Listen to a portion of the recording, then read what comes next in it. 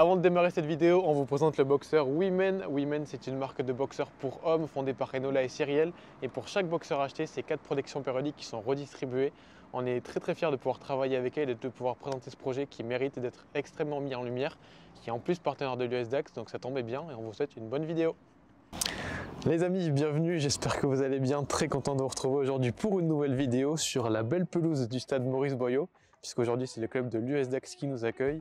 Et on accueille du coup à notre tour monsieur Jeff Dubois, coach de DAX. Bienvenue. Bonjour Josué. Merci de nous accueillir. Avec plaisir. Nouvel épisode d'Inside aujourd'hui. On a la chance d'avoir un coach. On va lui poser plusieurs questions autour de son parcours, puisque ça a été un très bon joueur avant de devenir un très bon manager. Du coup, petite récap du parcours avant de passer un petit peu du coup sur les actualités du club de DAX et une petite partie sur le management pour terminer. On peut y aller? Ouais, c'est parti. avec plaisir. Première question du coup. On se tutoie, vous voit? On peut se tutoyer. Du coup, tu as commencé à Pérorade, c'est ça. Quels ont été un petit peu les débuts avec le rugby et du coup, comment tu es arrivé à DAX? Comment ça s'est passé Alors, bon, je suis d'une famille issue rugbystique. Mon père a été international B, a joué 17 ans à DAX. Et donc à Pérorade, j'ai 2 frères et une sœur. Ma sœur ne jouait pas au rugby, mes frères jouent au rugby, qui ont 14 ans et 12 ans de plus que moi. Donc j'étais forcément à tous les entraînements de l'équipe première quand j'étais petit. Et puis après, machinalement, comme c'était une patrie de rugby, je me suis mis au rugby. Voilà, sans aller voir. Le rugby amène le rugby, c'est ça? Exactement. Ouais. Donc j'ai fait toute mon école de rugby avec ma génération 73, mes copains, et pour arriver en première, où là, bon, je vais rapidement, où là j'ai joué à 18 ans, et puis on a été champion de France de deuxième division en 94. Voilà, donc c'est un grand souvenir, et même peut-être un des meilleurs souvenirs de mes titres que j'ai, parce que c'était avec les copains, et voilà, et le premier titre, donc c'était de belles années. Et voilà, et puis après, du coup, DAX m'a sollicité, c'était l'occasion d'essayer de tenter l'aventure au plus haut niveau, donc en top 16, à l'époque c'était top 16. Voilà, et donc je suis parti à DAX et j'ai fait 4 saisons à DAX, où je me suis régalé aussi. Et après c'est enchaîné. Du coup, c'est la question suivante. Du coup, Colomiers, Toulouse, Racing. Ouais, Béziers, Colomiers aussi, Toulouse, oui. Et j'ai fini au Racing, ouais, effectivement. Quel regard un petit peu aujourd'hui sur ta carrière de joueur avec très, le recul? Très heureux de ma carrière. Si c'était à refaire, je referais la même chose. En fait, moi j'ai vécu l'amateurisme, le passage au professionnalisme et le professionnalisme, puisqu'à DAX on était semi-amateur, semi-pro, puisqu'on travaillait tous à côté, où on était étudiants. Et quand j'ai signé à Béziers, je suis devenu que professionnel. Voilà, c'était tenter autre chose, découvrir une autre région aussi. Et voilà, j'ai fait 3 saisons à Béziers où je me suis régalé aussi, où j'ai gardé beaucoup d'amis aussi également. Et ainsi de suite après, donc on tente des challenges. Colomiers, c'était pour me rapprocher un peu plus des Landes. Et puis finalement, il y a eu l'aventure avec Toulouse qui reste une aventure extraordinaire avec un titre champion d'Europe. Donc c'était fabuleux de jouer dans une équipe où il n'y avait que des internationaux quasiment. Donc c'était quand même très agréable. Et surtout, on jouait à chaque fois. J'en parlais avec mes enfants l'autre jour. Toulouse déplaçait les foules, donc c'était tout en plein à domicile, mais c'était tout en plein aussi à l'extérieur. Et ça est le cas toujours encore maintenant. On a vu le match, c'était la semaine dernière à Montferrand qui faisait le play en face à Toulouse et qui n'avait pas en plus ces internationaux. Donc voilà, donc c'est toujours aussi attractif, quoi. Et pour finir donc ma carrière au Racing, où là c'était un nouveau challenge. Je ne pensais pas monter sur Paris, c'était pas dans l'idée. Mais je suis monté aussi pour un double projet dans l'immobilier que je n'ai pas fait par la suite, puisque je suis devenu entraîneur, mais ce n'était pas l'objectif principal, c'était pour monter une agence immobilière Foncia, puisque c'était du temps de Jackie Lorenzetti. Et voilà, et donc j'ai fini ma carrière là-bas, et puis finalement je suis parti dans l'entraînement. Ça me fait une belle transition sur la suite, du coup, le début du management. Ça a commencé par Massy, Fédéral 1, c'est ça? Ouais. Du coup, là, comment s'est passé du coup le changement de carrière à ce moment-là? J'ai fait mes armes à Massy, ouais. J'avais refusé 2 fois de venir entraîner. Je suis allé donner un coup de main après parce qu'en fait, j'avais monté aussi une société à côté qui a mis du temps à se monter, donc je me faisais un peu, enfin, je m'ennuyais un peu à la maison et du coup, ils m'ont proposé de venir donner un coup de main au centre de formation et c'est comme ça que j'ai mis un pied dans l'entraînement.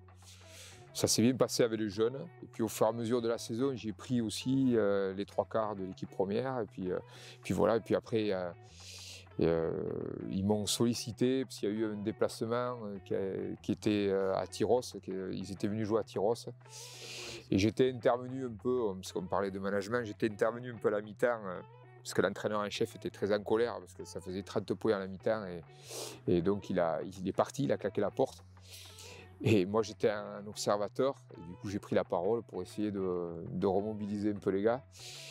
Bon, je leur ai dit qu'on n'allait pas gagner la deuxième mi-temps, vu comment ça se passait, mais qu'on n'allait pas gagner le match, mais qu'on pouvait essayer de gagner la deuxième mi-temps. C'est ce qui s'est produit à 3-4 points près, je crois. C'est déjà mieux que la première. Et donc voilà, donc il y a eu un plébiscite de la part de ces joueurs-là, et puis ça me plaisait bien, et donc je me suis lancé dans l'aventure. Voilà, et du coup, pour quelqu'un qui ne voulait pas rester beaucoup sur Paris, qui ne voulait pas monter sur Paris, ben, je suis quand même resté 11 ans. Ce que je dire, ouais. Enchaîné après.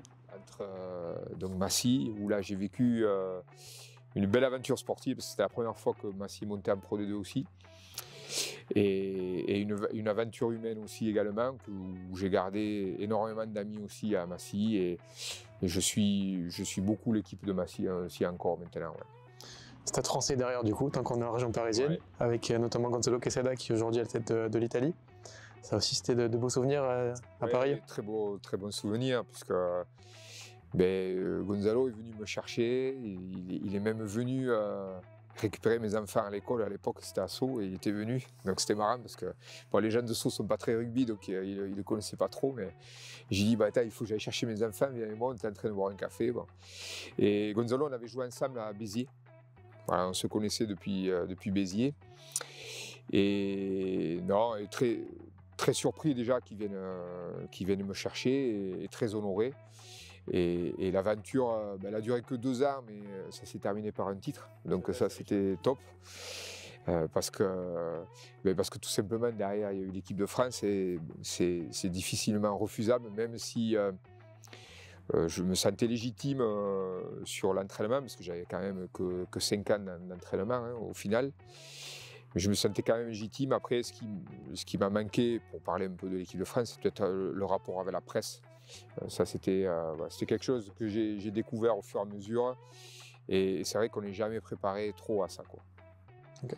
Et ouais, du coup, c'était un peu ma question suivante sur le 15 de France. Comment c'était passé, avec notamment Yannick Bru et Guinoves? C'était des années un peu compliquées à ce moment-là. Mais Yannick, c'était quand même quelqu'un avec qui j'avais joué, donc on a joué ensemble à Toulouse, et Guinoves, c'était quelqu'un qui m'avait entraîné, donc on se connaissait très bien. Une même philosophie de jeu, une même idée de comment on voyait le jeu de l'équipe de France, essayer de jouer debout, essayer de faire vivre le ballon. Ce que j'ai gardé beaucoup par la suite, parce que c'est ma philosophie, et c'était la philosophie aussi du club ici, donc on y reviendra après. Mais voilà, donc on a essayé de mettre les choses en place. Après, malheureusement, je pense que je ferai partie du staff qui aurait été viré, qui n'aura pas fini qui n'aura pas fini le cycle jusqu'au bout.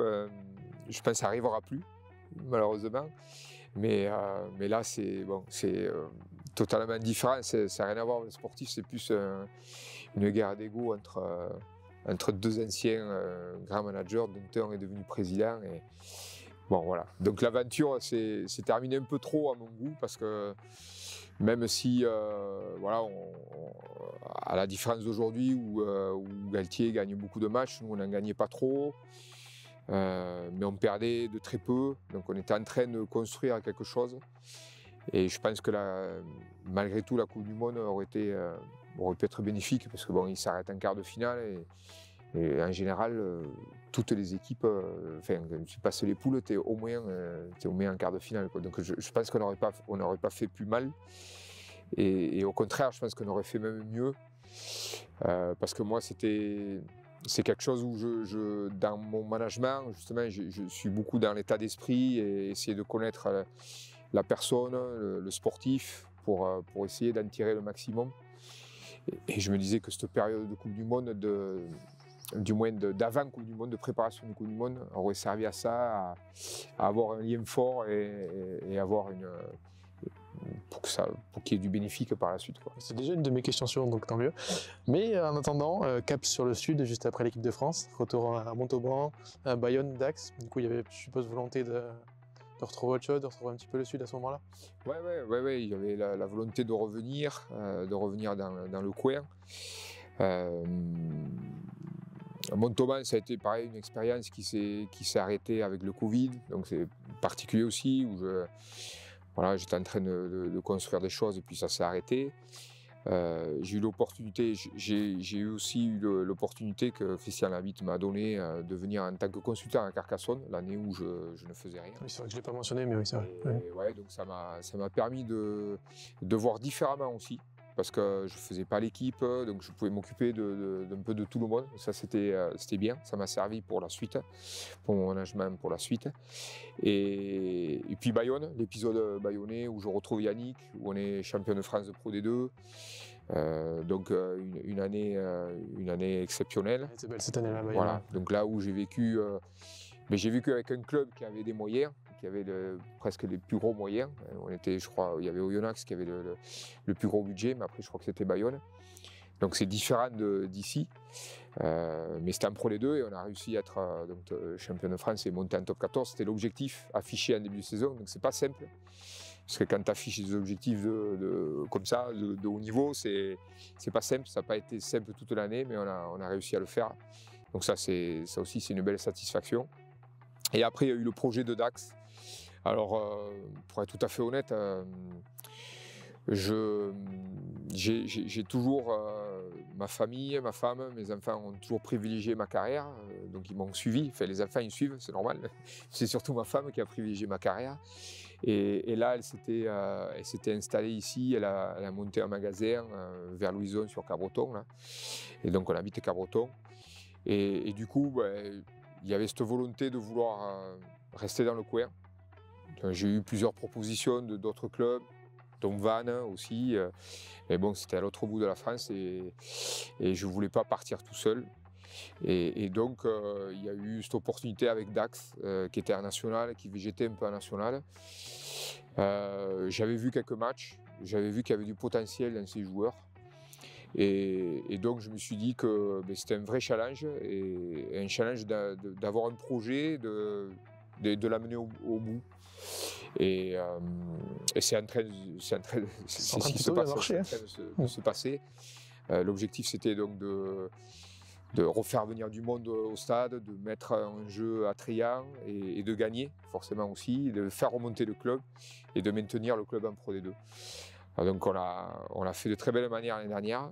On a été la première équipe à monter, à se qualifier. Donc ça rentrera dans l'histoire du club, dans l'histoire de ce groupe. Voilà, du rugby français aussi. Hein. Oui, tout à fait. Et donc cette année, on est encore en bonne position, mais bon, là il reste 9 matchs, c'est de plus en plus dur. Là, tout le monde se resserre, donc il va falloir cravacher encore. Je pense que les gars en sont conscients, pour qu'on puisse se maintenir en Pro D2 et avoir une certaine continuité, quoi. Il y a aussi un facteur qui est important à Dax, c'est la formation. Ouais. Je pense que ça te tient à cœur aussi de mettre ça en place et de faire grandir les jeunes, parce que pour le public aussi, c'est quand même attrayant d'avoir les jeunes de la ville. Et puis je pense que voilà, ce club-là, c'est un club historique aussi, qui a amené beaucoup de joueurs internationaux, beaucoup de jeunes internationaux en équipe de France. Je parlais d'Ourthe, Man, Ibanez, Pelouse, Jordanie. Il y en a Hugo Mola aussi qui est passé par là. Donc il y a toute une liste et j'en oublie. Désolé pour ceux que j'ai oubliés. Mais et donc c'était important de retrouver cette formation aussi à Dax, parce que ça a été un fournisseur de jeunes talents. Et du coup, on est en train aussi de retrouver ça. Moi, quand je suis arrivé à National, Voilà, c'était aussi un peu le but de rassembler aussi toutes les équipes et qu'au fur et à mesure ça monte. Et puis là, il y a eu l'arrivée de Thierry Gatineau, donc, qui a pris la responsabilité du CDF et qui est sur la même lignée pour essayer de faire monter un maximum de jeunes. Vous avez pu en voir un à Noyer notamment, Malo Noyer qui a joué à Oyonnax. Il y avait Raphaël Laboile, Paul Laperne, Diego Miranda. Voilà, donc c'est des jeunes qui sont issus de la formation, pas tous, puisque Diego Miranda vient d'arriver, mais les autres ils étaient là. Et le but c'est ça, il y a des générations qui sont intéressantes, des générations de quelques joueurs 2009 qui sont intéressants, qui vont monter. C'est jeune, mais ça. C'est jeune, mais il faut y penser, c'est l'avenir du club et je pense qu'on s'en sortira que comme ça, parce qu'on n'aura jamais un budget de 10-15 millions parce que peut-être que la région n'est pas aussi attractive que ça en termes industriels ou en termes économiques. Mais en tout cas, il y a quand même de quoi faire. Il y a un vivier intéressant. Pour avoir un budget honnête pour la Pro D2, même si on fait partie des plus petits. Mais on peut arriver à s'en sortir justement grâce à cette formation-là et le réseau qu'on peut avoir pour recruter. La fin de saison va être costaud. Il y a notamment un enchaînement Béziers, Provence Rugby, Montauban, le derby à Mont-de-Marsan. C'est quoi un petit peu les perspectives là, pour terminer cette saison? Le club est 8e, du coup on en a parlé. Mais... Ouais, je crois qu'on est même 10e là maintenant, me semble. Après le match de. J'ai pas remis à jour. Perdu contre Gand, je crois qu'on est 10e. Je sais pas exactement. Franchement, j'ai pas regardé le classement, mais je crois que c'est plutôt ça. On a dû perdre quelques points là, avec cette défaite. Je regarde en même temps, comme ça. On a d'abord Nevers là, vendredi qui est très important, toujours 8e. Toujours 8e. Donc je me trompe, tu vois, je suis chaud. Mais on a d'abord Nevers là. Nevers vendredi, Biarritz qui enchaîne aussi. Donc deux matchs très importants pour le maintien. Parce que d'abord c'est bien évidemment le maintien, c'est notre objectif. L'année dernière c'était une année extraordinaire, mais cette année c'est encore plus dur parce qu'on a attendu et donc voilà, un peu moins bien arbitré aussi, mais bon ça on va pas trop en parler. Mais donc il y a ces deux matchs avant la fin de ce bloc où après on va couper un peu. Donc il faut qu'on finisse bien ce bloc-là et après effectivement comme tu l'as dit, on attaque Béziers d'entrée les recevoir. Sur un début de bloc c'est jamais facile de recevoir une équipe sur un début de bloc. Et on a deux gros déplacements donc sur des équipes, on va jouer 3 équipes qui jouent les 6 premières places, plus Mont-de-Marsan derrière effectivement, le derby qui est toujours tant attendu par tout le monde. Et ce sera peut-être un derby en fonction des résultats qu'on a eus. Ça peut être crucial. Ça peut être crucial, ouais. Et pas pour la qualification cette fois-ci, mais plutôt pour le maintien, quoi. Sur ta partie management, on a déjà répondu à plusieurs questions. J'ai une question sur l'état d'esprit, mais tu as déjà bien répondu. Plutôt un petit peu sur la préparation, comment ça s'articule un petit peu entre muscu, technique, etc. Comment ça se passe sans trop rentrer dans les détails, bien sûr. Ouais, mais... Après, on est assez classique. Ce qui a été mis en place depuis 3 ans avec Christophe Damier, c'était aussi basé beaucoup sur la vitesse. Parce que le jeu tend vers la vitesse et notre jeu, il est pour ça, même si on a des joueurs qui sont assez solides aussi, qui se déplacent un petit peu moins aussi, mais on en a besoin pour les périodes d'hiver. Et il pleut beaucoup ici, donc c'est important. mais en tout cas, non, la préparation, c'est basé beaucoup sur ça et ça permettait aussi de ne pas avoir trop de blessés. Cette année, on en a eu beaucoup plus. Donc par rapport au management, où j'avais, est-ce qu'on peut en dire 2 mots de plus, c'était un management, je suis plutôt dans un management participatif, mais je sais aussi être dur aussi avec les gars, mais j'essaye dans le projet de jeu, qui s'accapare le projet de jeu. Voilà, qui comprennent bien. C'est important parce que les prises d'initiative, c'est eux qui les prennent sur le terrain.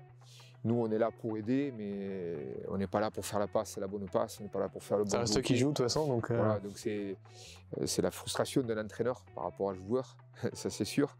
Mais en tout cas, essayer de les aider au maximum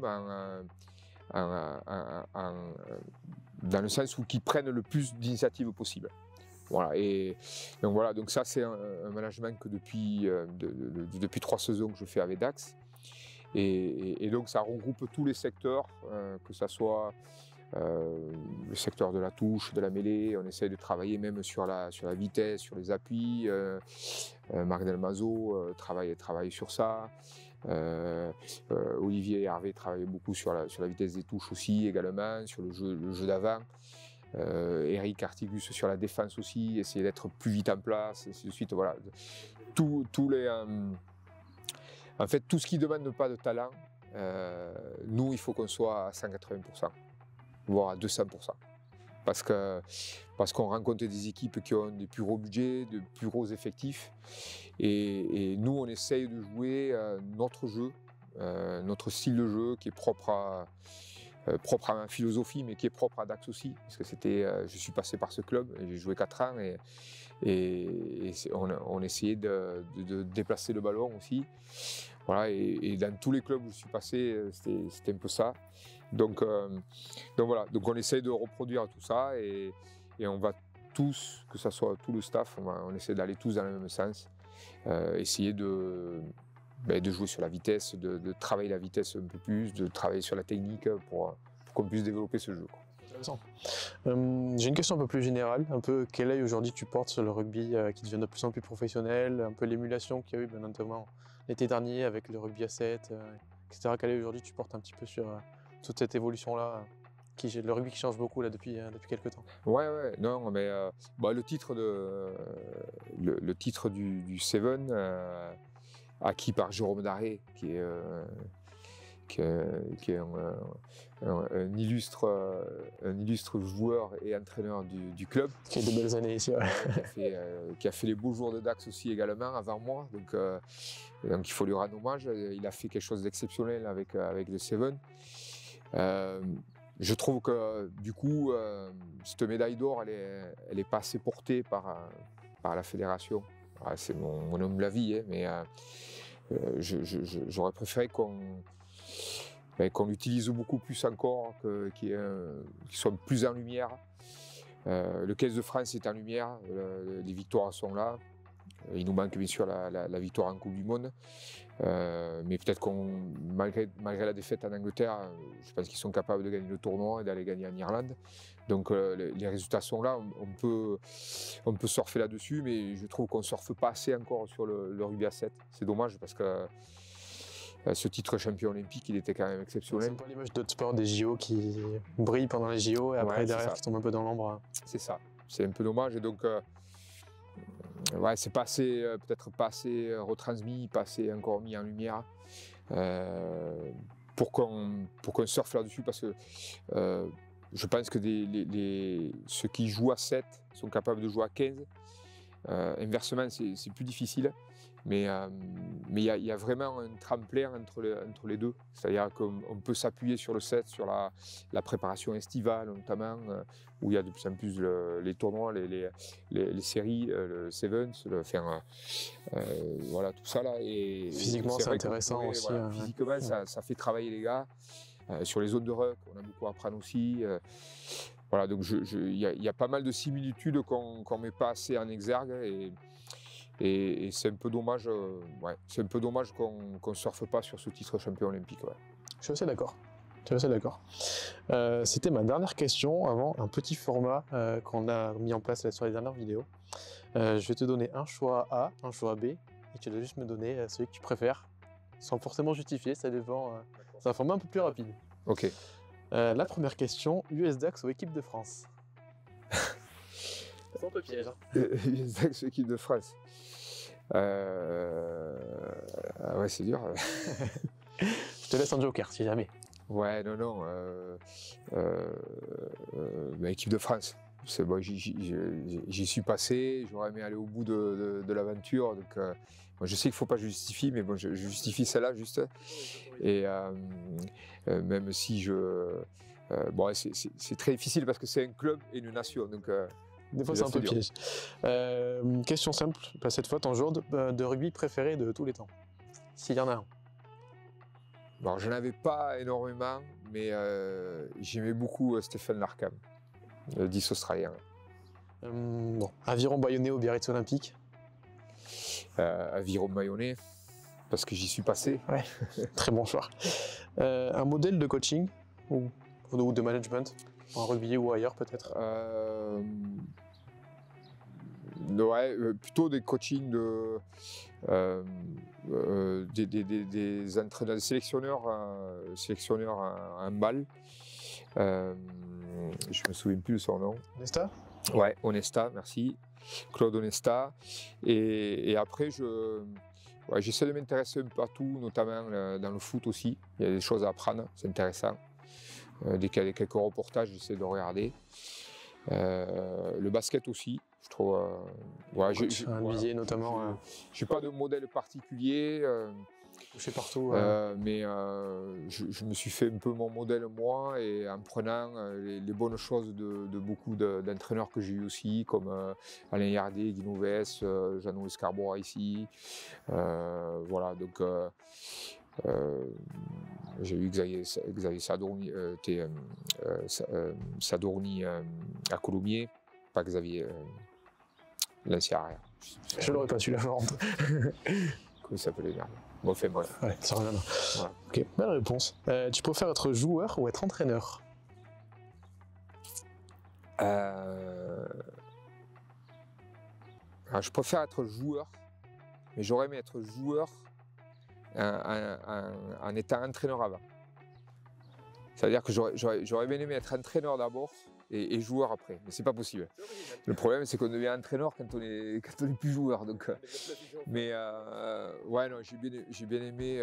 Bon, j'ai passé de bons moments, hein, et j'en passerai d'autres, j'espère, en tant qu'entraîneur. Mais joueur, t'es encore plus dans le bordel, quoi. Donc, ouais, puis joueur. Okay. Est-ce qu'entre ton titre de champion d'Europe avec Toulouse ou le titre de champion de France avec le Stade Français, est-ce qu'il y en a un des deux qui t'a le plus marqué? Mais je le disais en début d'interview, celui qui m'a le plus marqué, c'était celui avec Perourade. Et j'y tiens, parce que c'est mon premier titre, hein, avec les copains.